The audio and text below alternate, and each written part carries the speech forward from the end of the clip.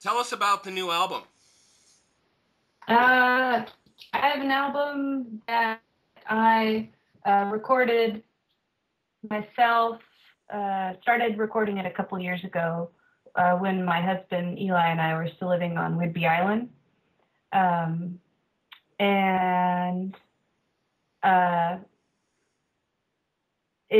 I put it out myself last year, and then this year Kay offered to put it out. So that's kind of how you would have heard about it. Do you have a favorite song on this new album, and what was the inspiration for the track? My favorite song is probably Good Storm. The song Good Storm, it's just kind of eerie and dark and surprising. I'm really happy when a song has this feeling of saturation where like a mood is really heavy. And yeah, so that makes me happy with it. In the bio that we got from Kay, it mentioned that a trip to Sweden kind of inspired you to write this album. Can you tell us a little bit more about that? Well, it was involved. I wouldn't say that the trip to Sweden inspired me to write it. I wrote some of the songs there, or like the cover of the Swedish song that's on the album was it was a song. Well, the artist was someone that I heard on the radio that I had never heard before. I've been going to Sweden since I was a kid because my dad's Swedish. So it was surprising that I hadn't heard this artist before. And then I got really into his music and wanted to cover one of his songs posthumously. He died in the 90s, but because his songs are mostly in Swedish, and it doesn't seem like his English songs really did very well. It was kind of exciting to me as not really. I mean, I understand some Swedish, but for one of his Swedish songs to sort of make it over here and be given a new life. Very cool. Go ahead. So one of our favorite tracks on the album is "Why Are You So Helpless?" Can you tell us a little bit about the inspiration for that song? Yeah, so I was, so that song I wrote in Sweden. I was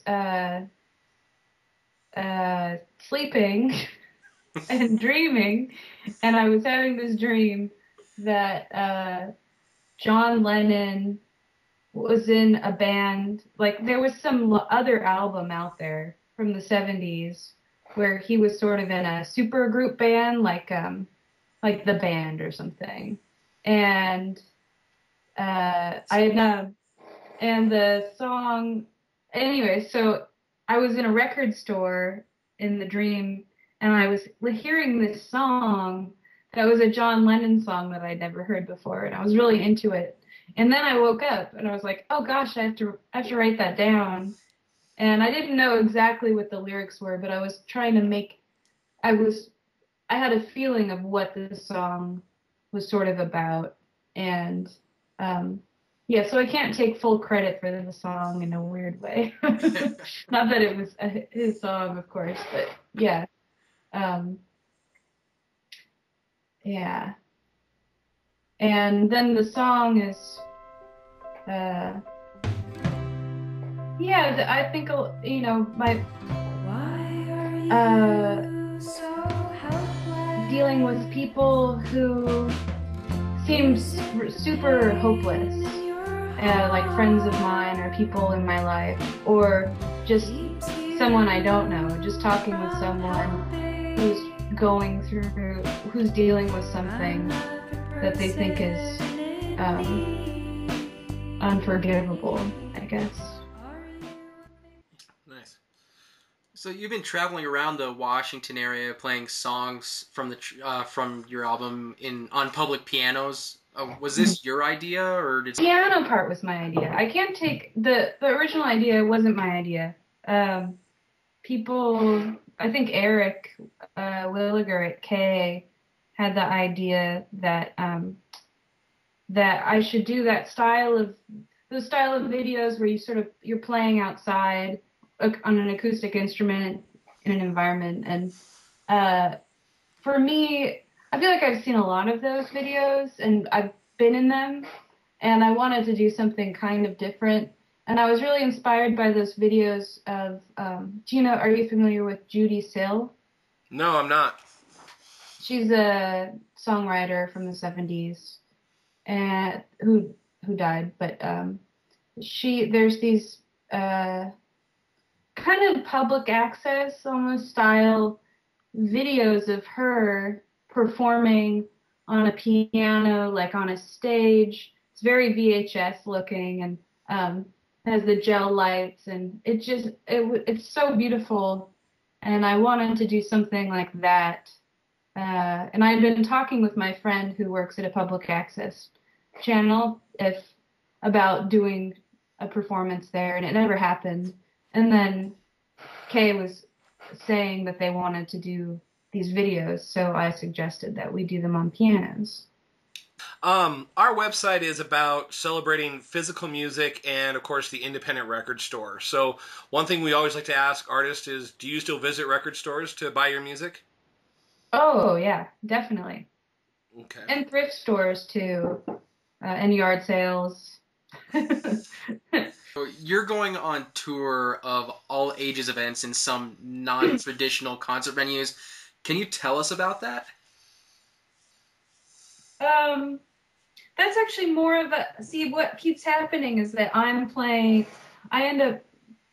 just been really busy lately playing music with other people and ending up going on tour and opening shows with other people. So I haven't been doing this thing that I've been wanting to do, which is go on tour myself and play in libraries and schools, cafes, and hopefully places with pianos. Because ideally, with my own music, I like to think that it can be pretty accessible to any age. And so to limit that, because I have a song that's on a cartoon, and there's many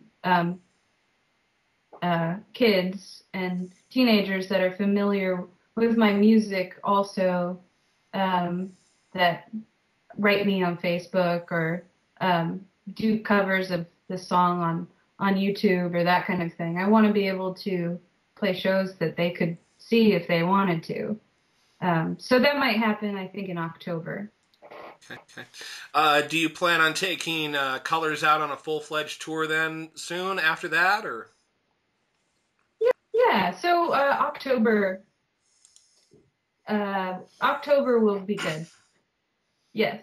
And I'll tour with Colors, and so I'm probably playing both kinds of venues. I'm also interested in playing in like a sort of lounge-y environment, maybe in like jazz clubs or that kind of thing. I don't know. That's cool. Oh, that's cool. That's cool. So not exclusively all ages, but hopefully in the same town I could like play in a library during the day and play at a club at night or something. Okay. Are there any upcoming plans for Lake? Yeah. So our bandmates are in serious relationships. Like one of them's married and the other one's anyway. So they don't want to tour for more than like 3 weeks at the most. And so they're going to come with us across the country to the East Coast, and we'll kind of focus on the East Coast.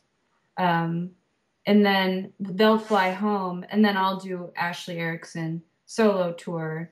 Oh, cool. With Eli on the way back. And I don't know where we'll go. We haven't planned that yet, but cool. We'll have to get from the East Coast to the West Coast. So that gives a lot of options. Nice. All right. Can you tell us what the recording process? I mean, we touched on this a little bit before, but can you tell us a little bit about the experience of recording Colors? Was that a different experience? Obviously, you're recording solo than with the band, but was there anything that you really enjoyed about recording solo, or the experience that stuck out with you? Because I mostly, for the last 6 years, I've mostly been recording with other people or playing with other people, which is really fun and rewarding. And what's really amazing is that my husband and I are able to write songs together, like collaboratively. And I couldn't imagine myself doing that before, really.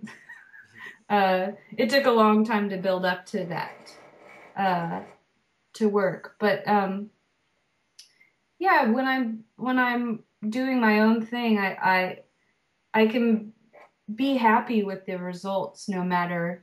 Oh, because I have veto power, and sometimes when I'm done with recording with other people or playing with other people, I'm not perfectly happy, and I've had to compromise, and it's really important to me, not all the time, because it's important to compromise too in life, but it's also important for me as an artist to have things where I just have total control. And if I don't like something, I don't have to even show it to the world. I can just veto power and say no. Nobody gets to hear this. Excellent. All right. Well, I think that's actually going to wrap it up. We didn't want to take too much of your time, but I want to thank you so much for joining us. Really appreciate Thank you. it. Thanks so much. We'll see you out there soon on tour, hopefully. Great. Thanks. Perfect. Thank you. Bye.